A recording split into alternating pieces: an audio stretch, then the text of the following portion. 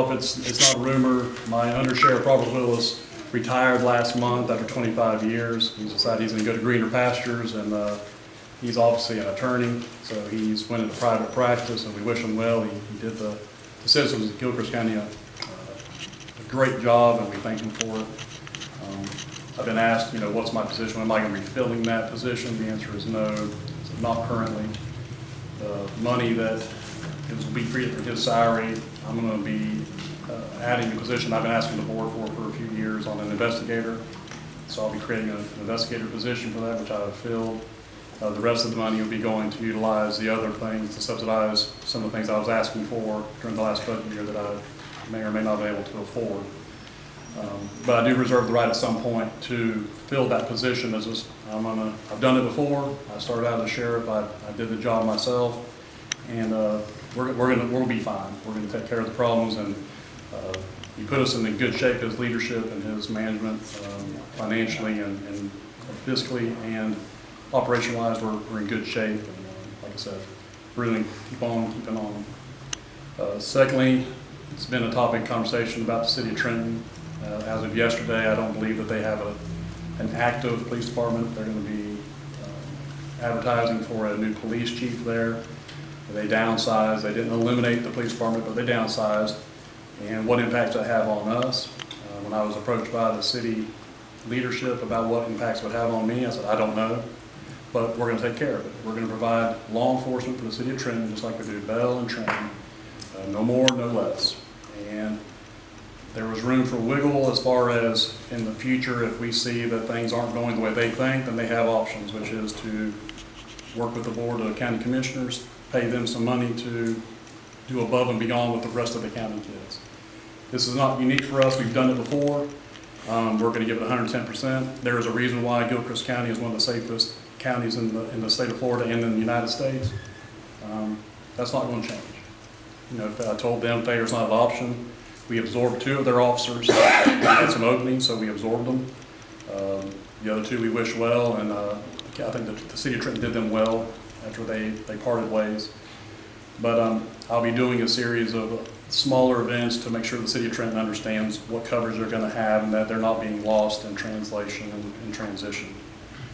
But again, I've notified them, the city of Trenton, that if things aren't up to what they believe it should be, they was to contact me and we would have a discussion at that point. We did not receive any money. We took some of their surplus, very little, and there's going to be conversations once they fill their police chief about receiving more stuff. They just don't know what they need, and they want the police chief to decide what they give us and they transfer over to us. Another part that y'all need to be aware of is the state of Florida's probation and parole will be moving from Chiefland to the city of Trenton, their office, which that means that all people who's on state felony probation will be coming to the city of Trenton to talk to the probation officers. They'll be based out of here from part of Alachua, all of Levy, all of Gilchrist, and all of Dixie counties. The reason I bring that up is because with that means we'll be bringing anybody who has a warrant from there. They'll call us up, we'll transport them to our facility. We will keep them at the sheriff's office. We'll notify the agencies for which they have a warrant out of, and we'll be housing them for a period of time. It's going to be taxing on our employees that we have. We have 2 transport officers. So we're going to try to get them out of our jail as fast as we can, but some of those things, it takes a little while. Is there any extra funding that comes with that through the state? No. So why did they choose us then? I didn't ask those questions, and it was a done deal before. So where's their office going to be located? I believe it's going to be by East China. Okay. So I don't know how much of a lift it's going to be. It's been years since I worked in Levy County, but what I do know is you're looking at, obviously when you bring somebody in, they're going to be there for a while before their agency can transport them or before we can get them out of there. We are charged with care, custody, and control of them, so you'll have medical needs, you'll have financial or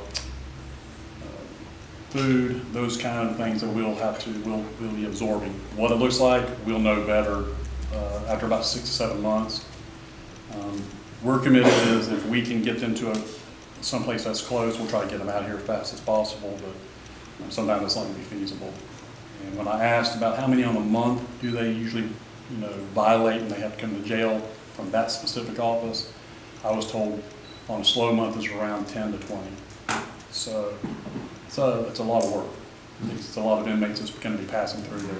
The good news is as of today, I think we're around 50 inmates at the jail, so we can obviously hold them.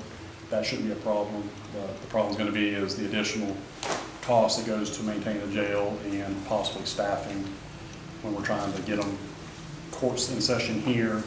We're trying to get inmates moved and transported on top of us going to pick up our inmates that are other places that have warrants on them. Is that something our state legislature will help us with? Because it's an additional burden on Gilchrist County and the taxpayers? Quite frankly, I didn't know it was a possibility until the supervisor of probation and parole got a hold of me. They gave me a heads up. They gave me about a 3-month heads up. So it should be around March that they start. Who makes those decisions? I'm not sure if it's what branch that would be. I'm not 100% sure. I think they're probably going where's the cheapest rental that they're getting. Would be my guess is they out maybe where they were at it was inadequate for their needs, or it was too steep of a bill, or they just want to be more central to Alachua County. I'm not How big an area would be? How big an area does our particular spot cover? They from what he told me, they cover the western part of Alachua County, all of Gilchrist, all of Levy, and all of Dixie County. Mm-hmm.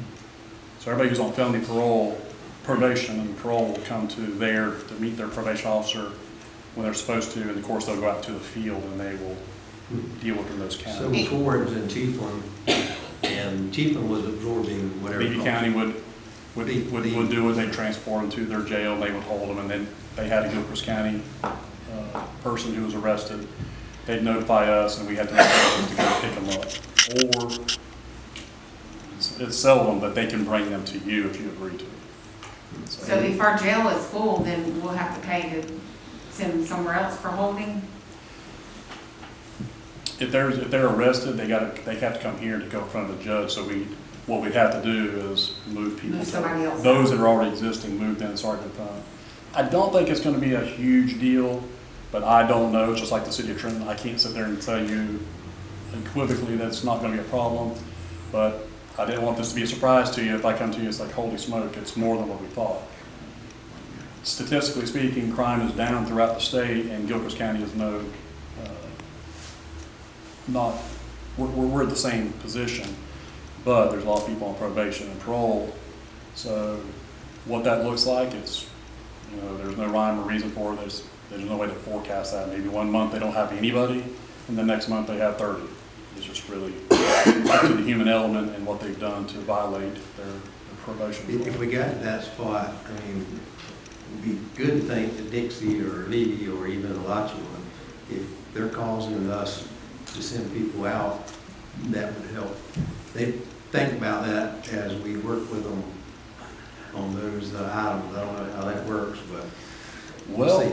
Again, Levy County has a larger jail, larger staff, so I don't think it was much of a problem. And having worked over there before, I don't foresee that being an issue, but we are much smaller with smaller staff, where they have a division of transport officers, so they can go to multiple places at one time. We're kind of stuck with what we have. But I don't see it a problem. If it is, then we'll have a discussion about it, but we'll make it work. At the end of the day, we'll make it work. How many inmates do we have housed other places right now? I'm not sure. I know we have a couple, at least a couple in Dixie County, probably females, just because of classification issues and shortage in that pod. But I don't think we have very many of that. You probably know better, Bills. Yeah, I mean, it varies because like some are there for 30 days and then some are only there for a partial month. So when we get the invoice, there may be 8 or 9 names on the list, and some of them are there for a full month, but some of them are only for partial. I think since the last time we talked, I think it's gotten better.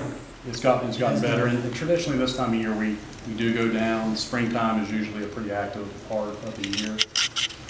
So I don't anticipate it being much more than what it was last year, but again, I can't guarantee that.